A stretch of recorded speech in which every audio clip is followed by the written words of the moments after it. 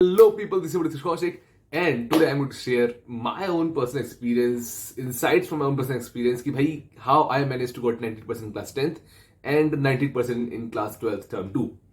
अब भाई वीडियो थोड़ी लंबी होगी first of all, so manage करना और देख लेना पूरा. आई थिंक कि वीडियो के हर पार्ट में कुछ ना कुछ ऐसा है जो आपको हेल्प करने वाला है.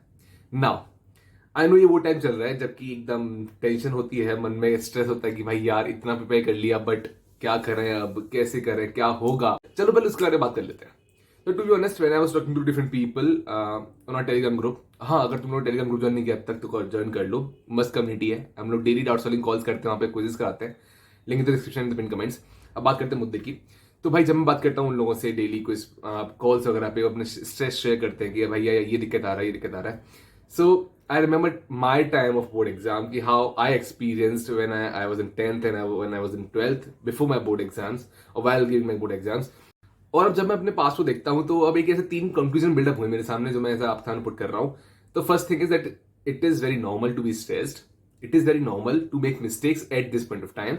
It is very normal to find new things in a book. मुझे याद है जब मैं प्रिपेयर करता था तो मुझे लिटरली अकाउंट्स में कुछ एडजस्टमेंट एकदम बोर्ड के पहले मिली थी कि अरे यार ये बुक में है, ये मैंने पढ़ी क्यों नहीं अब तक. और ऐसा होता है, बहुत सारी चीजें आपको नहीं मिलेंगी. आपको लगेगा कि भाई अगर ये ऐसी पर्टिकुलर चीज है, ये तो मेरी आंखों के सामने आ गई है. ऐसी कितनी चीजें और नहीं होंगी जो मैंने पढ़ी नहीं होंगी या मेरे आंखों के सामने नहीं आई अब तक और वो एग्जाम में आ जाएंगी. कुछ नहीं होगा, calm down. Second most important thing of my personal experience, that board exam was the most productive time in my life. मैं अपनी लाइफ में अपना खुद का बेस्ट अपने बोर्ड एग्जाम में था. जब मैं बोर्ड एग्जाम प्रिपरेशन कर रहा था, I was best of my own self. आप भी होंगे. आप स्ट्रेस फील कर रहे हो, अभी आपको टेंशन हो रही है, बट मार्क माई वर्ड्स, जब बोर्ड एग्जाम हो जाएंगे ना, आपको लिटरली बहुत खुशी होने वाली है. जब मैं आज बहुत खुश हूँ चीज याद करके, क्योंकि मैं भाई बहुत प्रोडक्टिव था उस टाइम पे. And the third very important thing is कि भाई this will be the time that you will after few years you will sit and remember and have a smile on a face while thinking of this time. Literally मेरे को आज बहुत खुशी होती है वो सब समय याद करके अपना, and you will start feeling. तो भाई बस अब सिंपल सी बात है यार, स्ट्रेस लेके क्या ही उखाड़ लोगे, तो स्ट्रेस मत लो. तो भाई चलो बहुत हो गई ज्ञान की बात है, अब बात कर लेते हैं नंबर कैसे लाया जाए. तो नंबर लाने के 4 तरीके हैं भाई. पहला तो आपका लेवल ऑफ प्रिपरेशन, आपने क्या प्रिपरेशन किया है. और आई थिंक जब आप ये वीडियो देख रहे होंगे तो उसमें आपको चेंज नहीं ला पाओगे. आप जो लेवल ऑफ प्रिपरेशन है आपका वही रहने वाला है. आप एंड के 2-3 घंटे में बहुत ज्यादा नहीं पढ़ लोगे. Second thing is manifestation. I think जो लोग इसे फॉलो कर रहे हैं उनको पता है इसका पावर क्या है. Power of manifestation, power of words to speak out, power of your thoughts. तो वो लोग बहुत से यूज कर पा रहे होंगे. और आई थिंक जो नहीं कर रहे हैं वो करना शुरू कर दो. अच्छी चीजें सोचो. ये सोचो कि आपके 90% आ रहे हैं, ये सोचो आपके 100% आ रहे हैं, ये सोचो कि आपके पेरेंट्स आपको प्राउड फील कर रहे हैं. When I was in class 10th, literally आप मानोगे नहीं, this was a bet between my father and me कि मेरे को 90% लेके आने, तुम्हें कुछ मिलने वाला है. So I wrote it down on a paper.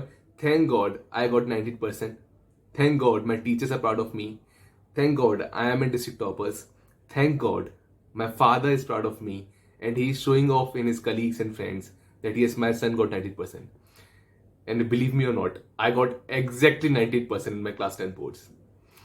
Like, मैं वर्ड्स में ऐसे डिफाइन नहीं कर पा रहा हूँ कि क्या चीज है, क्या पावर है इसकी.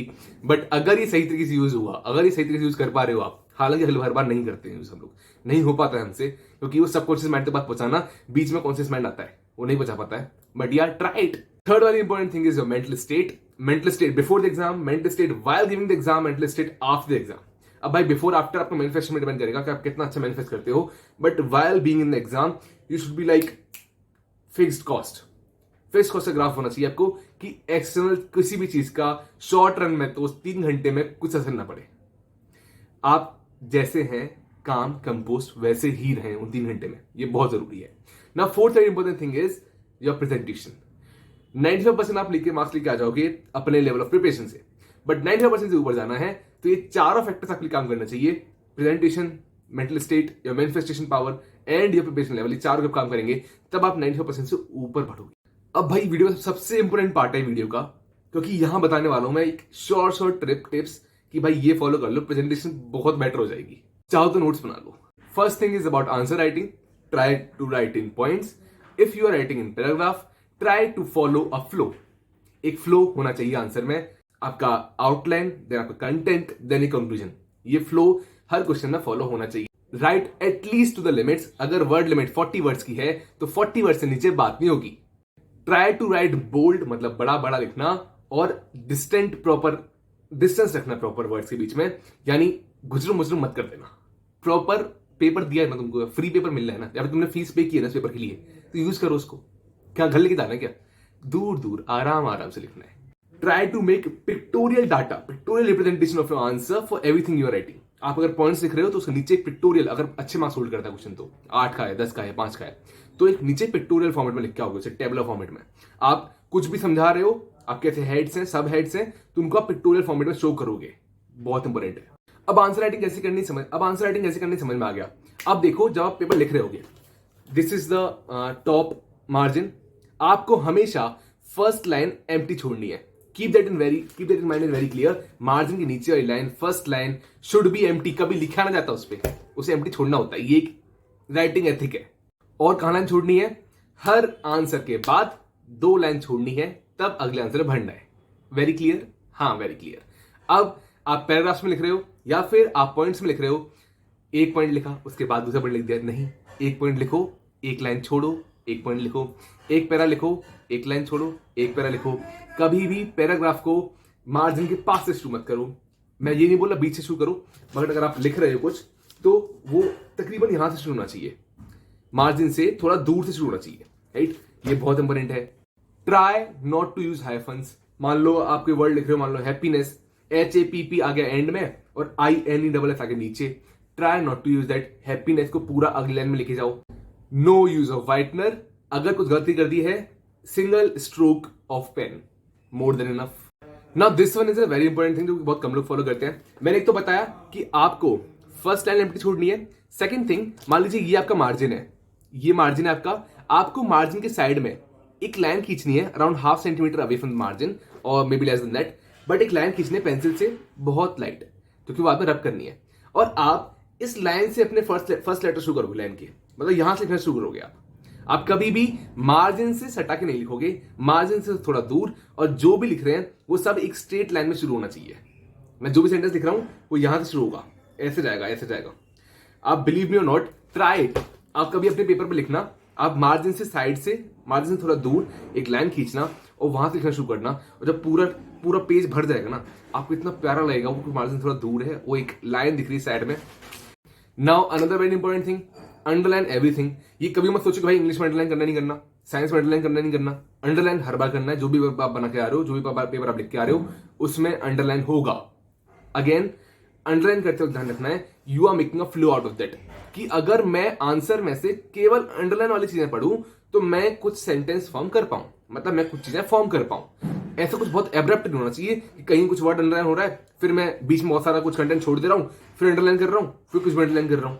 मैं जो अंडरलाइन कर रहा हूं, अगर मैं केवल अंडरलाइन वाली चीजें पढ़ रहा हूं तो भी मेरे दिमाग में सारी चीजें पहुंच जाए। If you are writing a long answer, try not to write from the bottom of the page. मतलब मैंने एक 5 मार्क्स का क्वेश्चन किया, मैंने लिखा, मेरा समवॉट 75% पेज फिल हो गया है, बट मैं कर रहा हूं, फिर मैं यही नीचे से अगर अपना अगला क्वेश्चन शुरू कर रहा हूं 5 मार्क्स का, 2 लाइन छोड़ के। नहीं करना।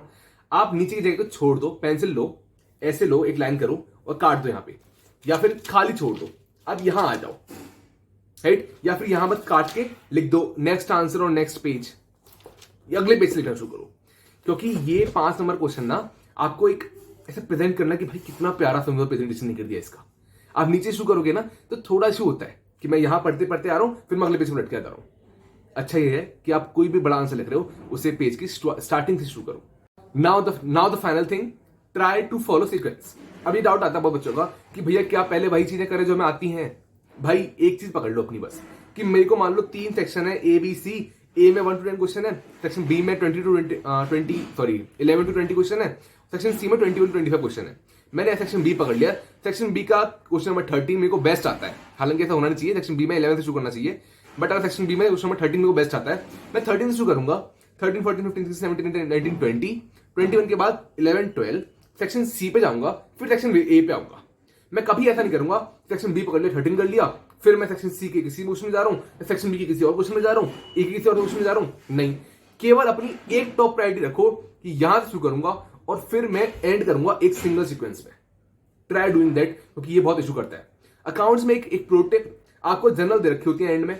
उन जनरल के लिए आप हमेशा जब आप आंसर राइटिंग कर रहे हो, आंसर 1 है, आंसर 2 हो गया, आंसर 3 में आपको जनरल एंट्री लिखनी है, क्योंकि आप वहां शीट में बना रहे हो, आप पीछे जनरल में बना रहे हो। वहां लिख के आओ कि आंसर फॉर दिस या फिर general for this is in the general folio on this page number, ये वहां लिख के आओ, फिर आंसर 4 लिखो। आई थिंक भाई यही इंपॉर्टेंट पॉइंट थे, आपने नोट्स बना लिए होंगे, इनको प्लीज फॉलो करो। लिटरली ये चीज मेरे को बहुत हेल्प की थी, क्योंकि मुझे पता है कि मेरे भाई मार्क्स कैसे आए इंग्लिश वगैरह में 10th में। मैं ऐसे बहुत अच्छा पढ़ने वाला, मेरी राइटिंग से बहुत अच्छी ऐसा नहीं था, मैंने बस ये टिप्स फॉलो की, मैंने ये बहुत सारी जगह यूट्यूब से, मेरे बहुत सारे टीचर्स से समझी है, और फिर आपको इकट्ठा करके दे दिया है। प्लीज इन्हें फॉलो कर लो, अपने दोस्तों में शेयर कर दो, उनका उसका भला हो जाने दो भाई। बाकी तो आप लोग भाई सब बढ़िया कर ही रहे हो, कोई डाउट है कमेंट कर दो, टेलीग्राम पे आ जाओ, बात कर लो हमसे। अदर देन दैट सब्सक्राइब कर दो।